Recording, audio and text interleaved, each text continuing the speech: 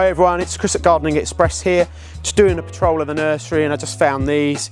Not quite on sale yet, but will be very soon. They're in high demand and short supply. We're growing them on for you. It's Fatsia Camouflage. So unlike a regular Fatsia, it isn't just a plain green leaf, but it's kissed with these sort of big gold blotches through it, or light lime green. It's a bit like army camouflage on a leaf. And the Fatsia, if you don't know them, Japanese origins, but an evergreen.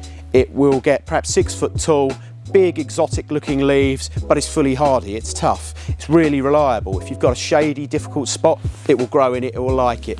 It's drought tolerant once it's established. It's a really good, tough plant, good for urban gardens, pollution, really will survive almost anywhere. So you get these, get them established, form a nice sized plant, plenty of this big exotic looking foliage.